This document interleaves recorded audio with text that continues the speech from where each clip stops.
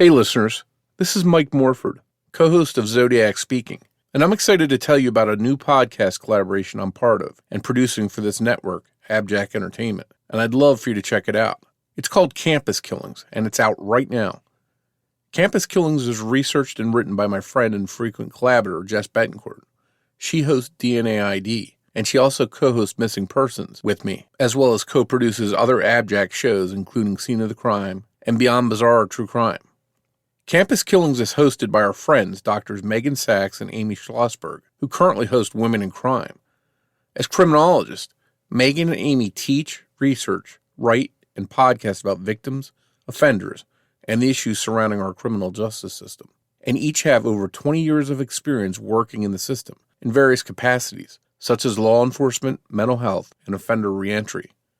In each episode of Campus Killings, Meghan and Amy dive into some of the most shocking and tragic murders to happen on school grounds and provide their analysis as both educators and trained criminologists.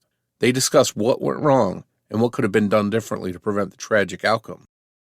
I'd like to play you a short preview of Episode 1 of Campus Killings, covering the murder of Jean Cleary, and after you listen, go over and subscribe to it on your favorite podcast app to hear the full episode.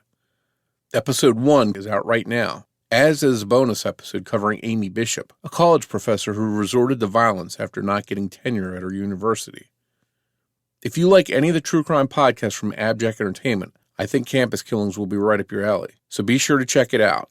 Thanks for listening, and enjoy this preview, and we'll see you back here soon. She was strangled with a metal slinky that her roommate identified as coming from their own dorm room, and this was according to the original autopsy. Keep that in mind. The county coroner later testified at the preliminary hearing that he compared the coiled wire slinky found under Jean's bed with the marks found on her throat, and they were a match. He would later come to change his opinion. But for now, he's saying the slinky was the object that caused her death.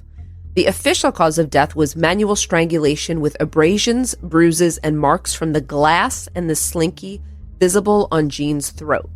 Following this horrific murder, the dorms were unlocked during the day, but were supposed to be locked for the night at 10 p.m. or midnight, depending on who you ask. Stoughton had no guard, though, or security checkpoint. You know how we have those guards and security checkpoints on our campus? Well, unfortunately, none of those existed. I don't think they're very useful anyway, but they could or could not be useful, but they're another measure, layer of security. Sometimes they're deterrents, if nothing else. Sometimes they're a deterrent, exactly. Jean's death brought attention to the fact that dorms were supposed to be locked at night, but the students were known to prop the doors open for easy access.